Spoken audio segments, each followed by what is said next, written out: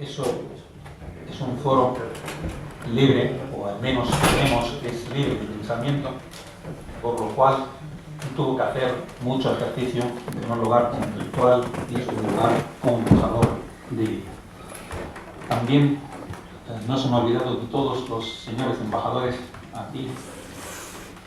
Esto se acerca más a una cumbre árabe, por lo cual nos felicitamos aquí en la asociación y también están aquí presentes muchos de los mandos militares del mundo. El problema de Libia tiene su raíz militar. Y como tal, después de la introducción magnífica que nos ha preparado el embajador y después de su análisis, doy ahora la palabra al general Ghoneim. Es un experto internacional en materia de seguridad y defensa. Profesor universitario en la Academia de Defensa, de la OTAN, en la Academia de Defensa Nacional de Taiwán, sí, lo he dicho bien, Taiwán, la Universidad Norteamericana de Emiratos Árabes Unidos, donde reside actualmente. La verdad, tiene a su espalda bastante biografía, que sería muy difícil de enumerarlo aquí. En la esfera internacional ha participado en muchos congresos, muchas conferencias, también como jefe de misiones internacionales, autor de un libro importante, El papel de las Fuerzas Armadas en las sociedades democráticas. Un debate que surgió a raíz de la intervención de las Fuerzas Armadas en la vida política en Egipto. También fue el director de la División de Estrategia de las Fuerzas Armadas Egipcias, autor de varias obras, a citar Rusia y la OTAN, Terrorismo en Medio Oriente y Estrategias para combatirlo. Guerra del 73, Lecciones en Nuevo Orden Mundial. Sé que todo el mundo habla inglés, por lo cual les voy a pedir el permiso para que hablara en inglés. Como yo no entiendo inglés, le voy a decir los ejes de la conferencia. Simplemente, él articula la conferencia en 4 ejes. El primer eje es la primavera árabe. ¿Qué condujo a la primavera árabe? El papel del Islam político. Vamos todos enlazados. Hemos visto la manifestación que ha hecho el embajador sobre el papel del llamado Islam político. El éxito que vuelve o que haya podido tener, también su fracaso, si es que ha fracasado. De lado, también nos va a ofrecer el problema, éxito o fracaso de la Unión Europea en poder abordar el tema de Libia, como segundo eje. Luego, tercero, es que él toma la etapa desde el 2011 hasta el 2016 y los factores internos y externos que conducen a la estabilidad o inestabilidad en Siria. Luego habla sobre el horizonte en Siria. ¿Qué posibilidades hay en Libia y qué posibilidades tenemos de futuro en Libia? Y a modo de terminar, nos hace unas cuantas recomendaciones como analítico. Hemos dicho que es un foro de libre pensamiento para llegar a una estabilidad de una parte querida que es Libia. Sin más dilatación, en nombre suyo le doy la palabra. Your Excellencies, Generals, ladies and gentlemen, I'm very happy now. Really, when it came to Spain first day, yesterday before, I felt that I'm in my country. It doesn't mean that Spain is a country. I feel really in my country very respectful people and really like, how can I say, I felt really in my country, right? Your Excellency, thank you very much for your lecture. It really was even useful for me and added very good information. Today, when we speak now, I think I will try to summarize my how can I say, my view, my point of view, how can I see the situation in Libya. Let me tell you first, ladies and gentlemen, really, I believe nobody now can guarantee that he knows or she knows everything about it, or even 50%. Situation is very complicated. I'm not talking as I run like this with my telescope watching everything and giving challenges like, how can I expert? No, really, it's very difficult. It's very difficult to know everything. That's why I worked a lot. I read a lot to know and understand. And give you my impression of what I have read. Let me start first with the, how can I say, the impacts of the Arab Spring, which is very important. And if I go very quickly before me, I can give you my impression also about strategic national security of some countries. It's not in my lecture, but I felt maybe I would like to refer to how can I understand the superpower states, how do you think right now? The United States believe in two things. All countries believe in prosperity and security. Any country in this world, you want to be prosperity and security. And if your country is prosper, if your family is prosper and secure, you are happy. The United States, I think, let me say great over, let me more, I can say, profit and influence. So not only prosper, but profit and gain. And not only secure, but influence globally. If you see the United States strategic, how can I say, national security strategy of the United States, it is a big article about the world order and how can we change it. And by the way, I agree with them, because if you are very powerful, you have to achieve what you want, but you have to be careful. Because maybe when you achieve your interests, so for you, for you will not be very precise, for you will not be very precise to do all what you want to do, because it's like, a big complicated formula. So when you are stabilizing something here, maybe other thing will be down here. And I think what we are seeing as a result. If you see UK, same, but we work more on prosper and security. And we would like to have influence more now, not even regionally, but internationally, a little bit less than globally. They think that we have to find some position again as a Middle East, but they didn't think about North Africa. Because, as you know, and maybe most of you are European or a member of NATO, you know that Middle East for NATO is a broader Middle East, which is from Afghanistan and Iran until Britain. You should think the same way. That's very big. If I come very quickly to now regionally, Israel. If you see the Moshe Ya'alon in his lecture, it was in September 2016, and he was the Minister of Defense of Israel. Before that, he retired in May, he was Chief of Army Staff as well.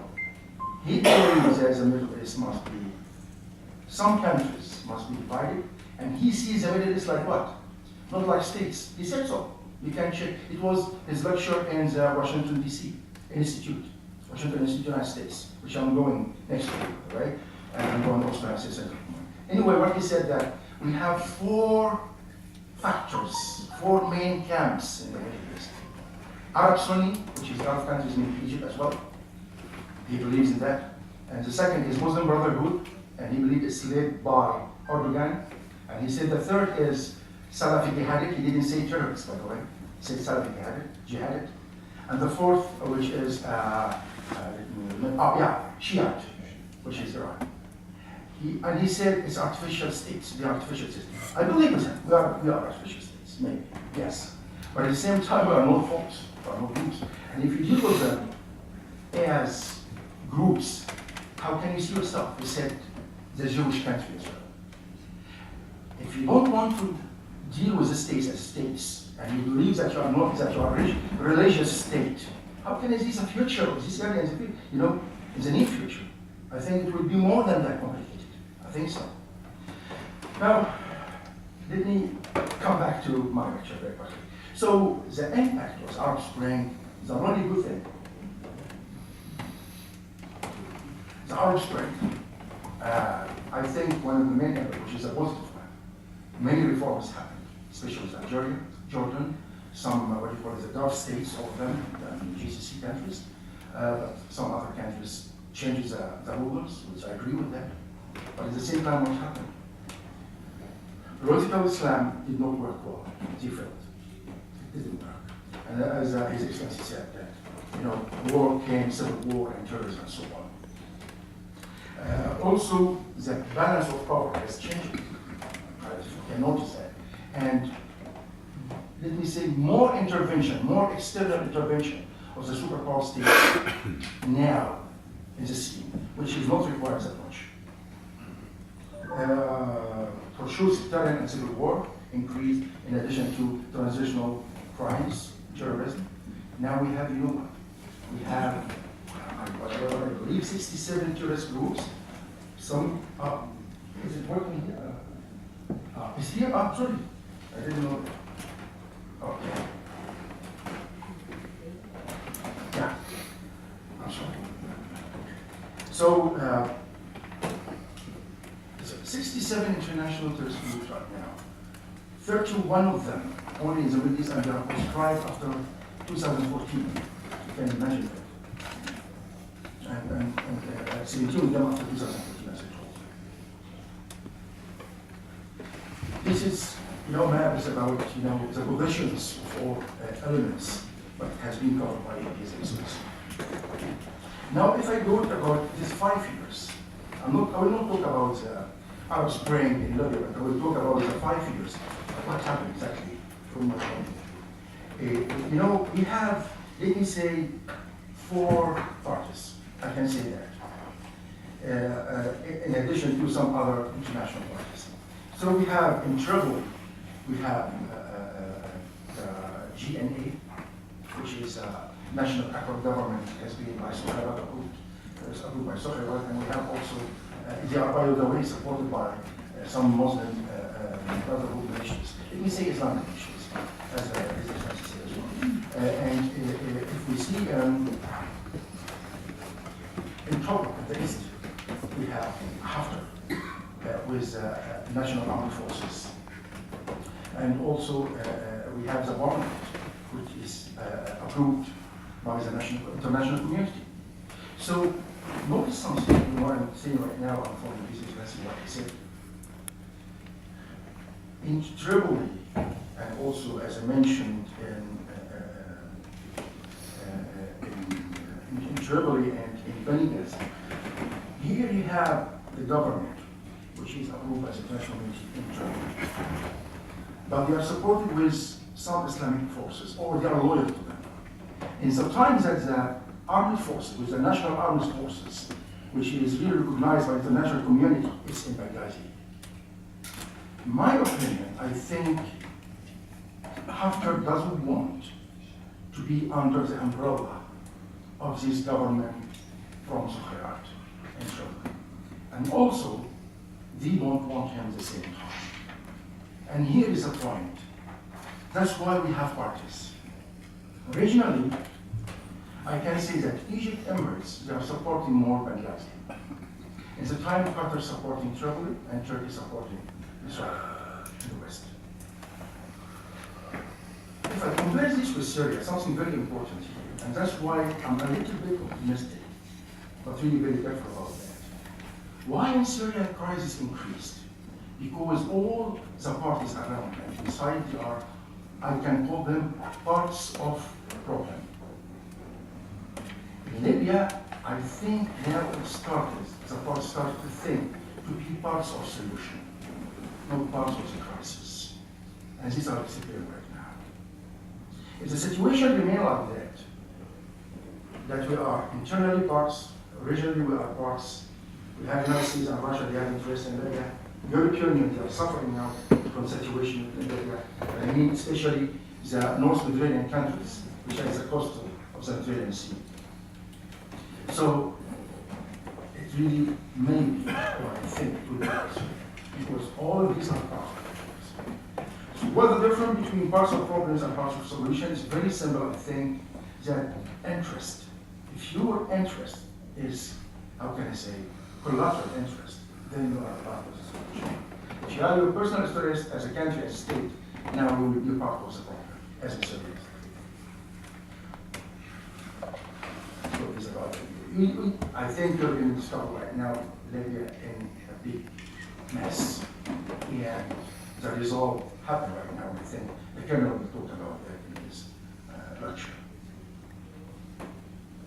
Okay. So security became one of the most priority, and we have to follow about that, and then we'll see that we'll talk about. So the evolution of the different situation and the new future. I believe that there is some critical evolution in the political track, and also that which is really the likelihood of the political situation, which I told you. He tried to convert from being part of the problems to be part of the solution, all the elements. And the evidence maybe of that is, the reception of the GNA president, Mr. Sarraj in January. And yes, we started to talk. And in his talk in front of a big, meeting of Africans, he said, my greetings to the National Army, which really expressed that he is very happy to work together because they are fighting Daesh, they are fighting ISIS and Al-Qaeda.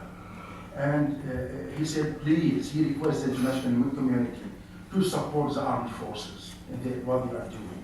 And the time remembers that the United Nations resolution stopped the naval armed embargo for Libyan armed forces in Tunis, which has some negative impact, I believe, because now it limitized their efforts to fight any terrorists in this area.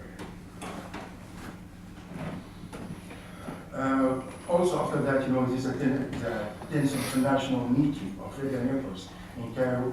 And after that in February, if you remember, Egypt called for some, let me say